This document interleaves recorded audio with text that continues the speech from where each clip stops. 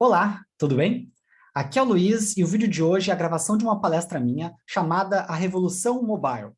Nela, eu trago desde o início da computação móvel as principais transformações que aconteceram nos dispositivos até os dias mais recentes. Então, se você é bem novo, você vai entender como é que a gente chegou nessa era atual de wearable computing, de smartphones e tudo mais. E se você não é tão novo assim, acho que você vai gostar pelas lembranças que isso vai lhe trazer. Então, vamos lá.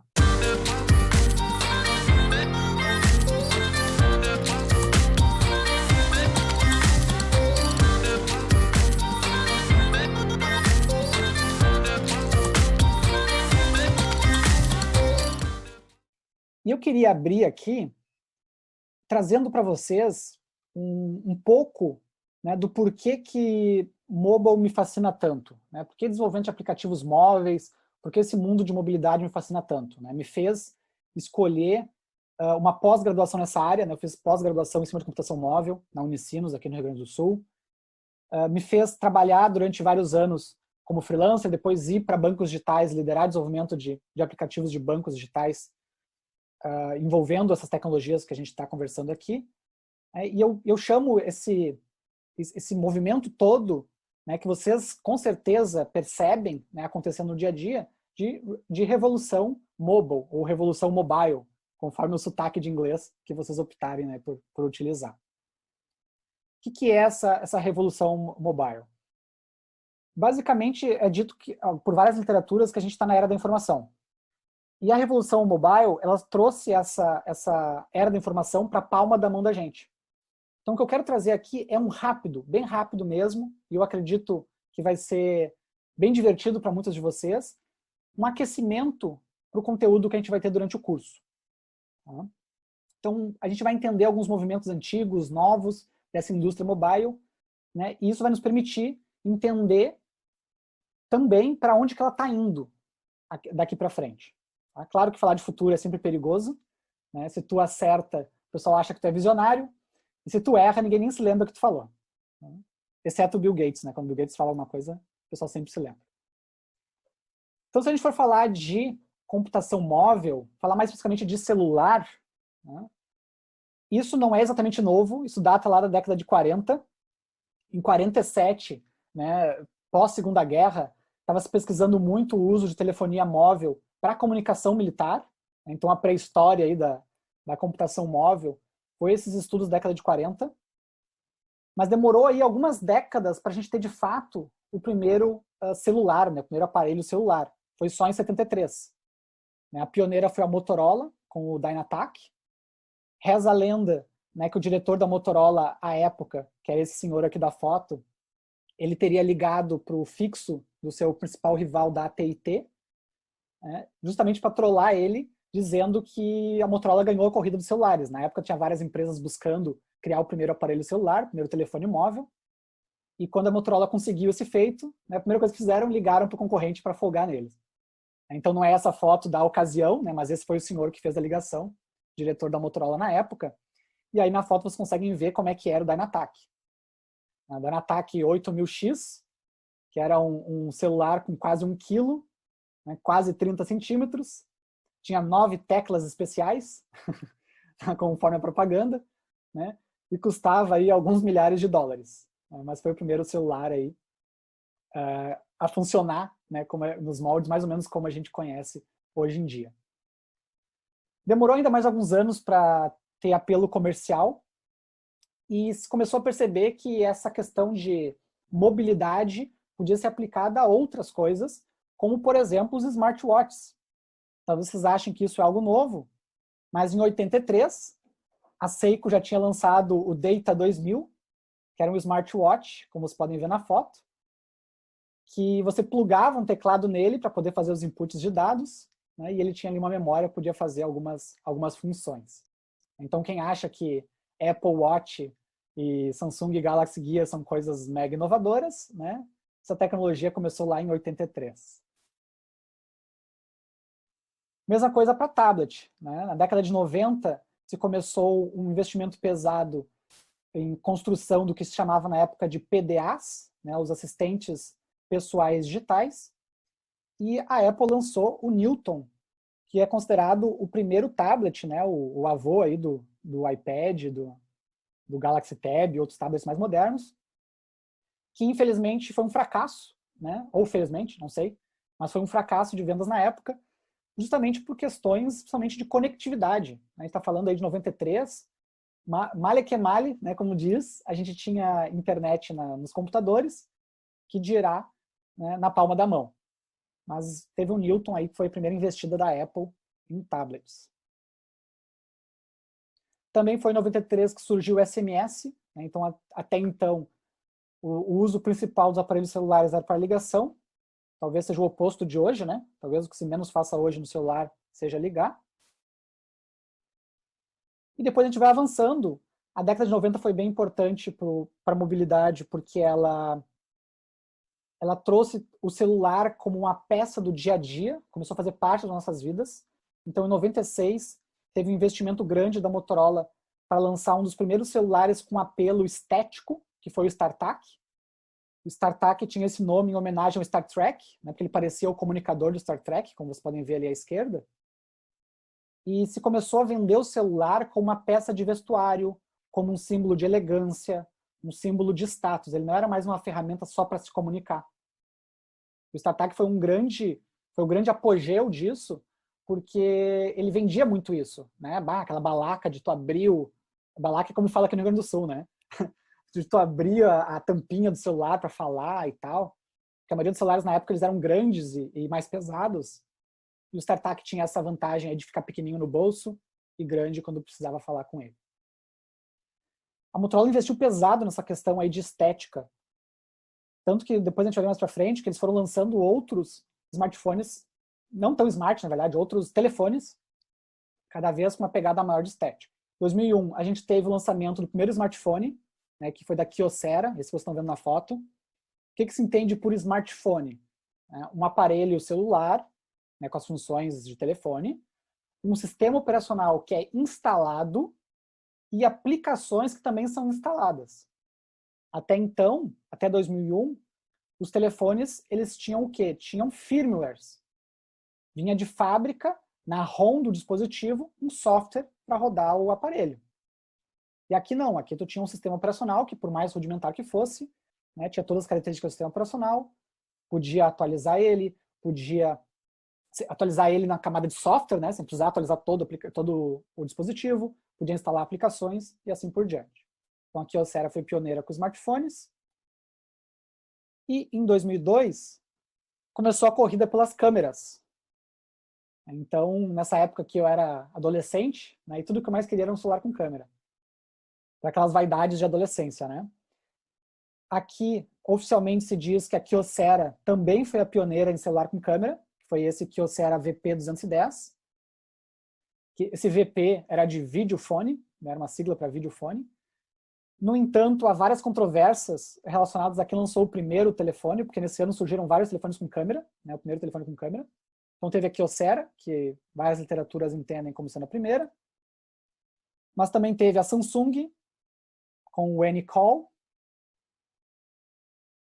Teve a Sharp, com o J-Phone. E, segundo os americanos, foi a Sanyo com esse telefone aqui, que foi o primeiro com câmera lançado nos Estados Unidos. E daí, se tu vai ler uma literatura americana, geralmente eles dizem que esse aqui foi o primeiro telefone com câmera. De fato, para eles foi. Independente disso, né, a partir desse momento, se parou, né, começou a diminuir, na verdade, o uso de outros tipos de câmeras, começou a investir cada vez mais em câmeras de dispositivos móveis, tanto que em 2003 a Nokia, que na época era a maior fabricante de celulares do mundo, se tornou também a maior fabricante de câmeras do mundo, porque os seus celulares estão vindo com câmeras embutidas. E os celulares cada vez mais começaram a ter mais funções do que apenas fazer ligação. Então, em 2002, o HTC Danger, que vocês veem aqui na foto, foi o primeiro smartphone a ter acesso à web real. Até então, os smartphones que tinham acesso à internet, eles acessavam servidores próprios das operadoras ou das fabricantes, né, usando tecnologias como o app, entre outras. E aqui em 2002, a gente teve um smartphone que de fato acessava a mesma internet que os computadores. claro, dadas as limitações da tela, processamento, etc. Mas era a mesma web, as mesmas redes de computadores. Foi a HTC a pioneira nesse sentido. Também em 2013 a gente teve um telefone que foi o meu sonho de consumo na época, que foi o Nokia N-Gage. Foi o primeiro telefone focado em games. Então estava se engatinhando essa questão de jogos, principalmente em Java na época, não sei quem lembra disso. Era propaganda de telefone, o pessoal botava jogos em Java. Aqueles joguinhos mais poderosos, com gráficos melhores e tudo mais. E a Nokia começou a investir em segmentos como música, como games, e o N-Gage, ele trazia junto com ele o N-Gage Arena, que era como se fosse uma Steam para jogos mobile, né? Que só funcionavam com o celular da Nokia e só com o N-Gage. Tá? Mas daí tinha rankings podia comprar jogos, tinha ranking de jogadores e por aí vai. Também por volta aí de 2003, 2004, a Motorola deu outra dentro relacionada a design, que foi o V3 Razr. Não sei quem é que lembra aí do Razr. O Razr, durante 3 anos consecutivos, foi o telefone mais vendido do mundo. E porque ele tinha esse apelo muito forte de design, ele tinha várias cores, ele fez parceria com marcas de estilistas famosos, como Dolce & Gabbana, por exemplo. Ele tinha versões que eram metálicas, ao invés de plástico, né? eram metalizadas por fora, versões douradas e por aí vai. Então o V3 foi novamente outro acerto da Motorola em termos de design. Na época, né, tirar um V3 do bolso não era algo prático, era um telefone grande e não tinha muita funcionalidade, na verdade, era um telefone bem limitado, mas era bonito e logo se tornou símbolo de status, né, entre o pessoal. Avançando, em 2007, teve o lançamento do iPhone, quando a Apple deixou de ser Apple Computer, né, e se focou mais em ser Apple Inc., onde ela começou a trazer outros tipos de dispositivos para o mercado. O iPhone eu trago aqui não como um marco do iPhone em si, né, mas como um marco do que a Apple trouxe para o mercado na época, que foi a possibilidade de qualquer desenvolvedor do mundo poder construir um aplicativo e subir para a loja deles para todo mundo poder utilizar. Até 2007, somente quem desenvolvia aplicativos eram as empresas que possuíam parcerias com fabricantes e operadoras de telefonia. Então, por exemplo, em 2007, eu trabalhava numa empresa gaúcha que desenvolvia soluções para Palm Top. Palm que nem existe mais hoje em dia, né? Faliu, foi comprado pela HP, a HP encerrou o projeto. E em 2007, a empresa que eu trabalhava, ela tinha contratos com as fabricantes de telefone, contratos com as operadoras de telefonia para poder desenvolver soluções para eles. Não era assim, o Luiz teve uma ideia de app, ele faz, sobe na loja e ganha dinheiro com isso. Isso só passou a existir a partir de 2007, quando a Apple lançou, junto com o iPhone, a App Store. E abriu para qualquer desenvolvedor do mundo devidamente registrado, né, na plataforma deles, poderia subir aplicativos. Então, quando a gente fala assim de como a Apple revolucionou o mercado de mobilidade, não é exatamente com um telefone com tela capacitiva e um botão só. Já tinham outras coisas sendo touchscreen na época e antes disso mesmo. Mas foi justamente essa questão de construir esse ecossistema que catapultou vários outros modelos de negócio depois disso. Então é por isso que a Apple tem o respeito, muitas vezes, do mercado de mobilidade. Em 2008 chegou, né, o primeiro telefone com Android, que se tornaria aí, então, o principal concorrente da Apple. Então o Google comprou na época, um pouco antes, uma startup chamada Android. Né, comprou a startup, trouxe junto o sistema operacional baseado em Linux e começou a permitir que os fabricantes usassem esse sistema operacional nos seus dispositivos sem necessariamente pagar royalties. Então quebrando aí a hegemonia do Symbian, da Nokia, né, e outros sistemas operacionais móveis que existiam à época e que a maioria hoje está morto, né? Ou está definhando, está nos últimos suspiros. Esse aqui é o HTC Dream, foi o primeiro dispositivo com Android. Então vocês vão encontrar ele inclusive em capas de livros. Né? Ele é um dispositivo famoso por ter sido o primeiro a rodar Android comercialmente. Depois, avançando rapidamente, em 2010 a gente teve o iPad, que daí teve uma onda de popularização de tablets. Hoje em dia, eu particularmente não vejo mais tão forte essa onda de tablet, né? Foi uma febre ali no início dessa década, mas hoje em dia eu não vejo mais tão forte, mas eu trago aqui porque ele também começou a exigir que os desenvolvedores se preocupassem com diferentes tamanhos de tela, né, com aplicações cada vez mais responsivas. E a gente vai falar disso quando a gente estiver trabalhando com React Native, e daí vai fazer sentido por que usar uma tecnologia como React Native que permite construir telas de maneira mais fluida, de maneira mais responsiva. Porque, eventualmente, né, o seu usuário vai usar o seu aplicativo, por exemplo, numa tela como essa. Depois, a história mais recente, a gente começou a ter cada vez mais a aparição de wearables, que são os dispositivos vestíveis, né? Ainda dentro da computação móvel, a gente trata dispositivos vestíveis, então óculos inteligentes, relógios inteligentes, roupas inteligentes. E o Google Glass foi uma febre na época também, hoje em dia já não se fala mais tanto, né? Mas na época foi uma febre, porque foi o primeiro smartwatch assim, de grande relevância, vamos chamar assim, né? E abriu várias outras oportunidades para outros tipos de produtos wearables, né, vestíveis. Como, por exemplo, eu mencionei os óculos, mas também tem tênis, né, que se integram com aplicativos, tem roupas, tem pulseiras, né? Hoje em dia tem aquelas bands que são bem famosas, né? Aquelas pulseiras que são inteligentes. Então, esses grandes impulsionadores da computação vestível foram essas empresas, como o Google com Apple, o Google com Google Glass, a Apple com Apple Watch e assim por diante. Mais recentemente, a gente teve a invasão dos apps nos carros. Então, Apple CarPlay, Android Auto. A maioria das fabricantes hoje, principalmente as de segmento premium, possuem aplicativos que se integram de fato com o carro. Então, a BMW, por exemplo, tem um aplicativo em que você pode controlar o carro pelo aplicativo. Então, tu consegue cortar, por exemplo, a corrente do carro, saber onde é que o carro está, disparar alarme, fazer o carro se piscar todo para achar ele no estacionamento. Né? Então, as montadoras, principalmente as premium, estão investindo pesado nisso, mas a tendência é que, com o passar do tempo, isso torna cada vez mais comum da gente ter integrações, né, de smartphone, ter aplicativos específicos para o carro, para tornar eles mais inteligentes também. Obviamente aqui tem que ter mais cuidado, né, do que no telefone, né, porque se der um bug, um cara dirigindo, sai da frente. Né? E o último ponto que eu queria trazer é IoT, a internet das coisas. Hoje, as tecnologias, elas estão todas evoluindo de maneira a tornar possível a chamada quarta revolução industrial, né, a indústria 4.0. E essa indústria 4.0 está muito pautada em internet das coisas, que é basicamente o quê? Todo tipo de dispositivo ter conectividade com a internet, poder se comunicar entre si, poder ser controlado através de aplicativos, poder tirar em tempo real estatísticas desses dispositivos.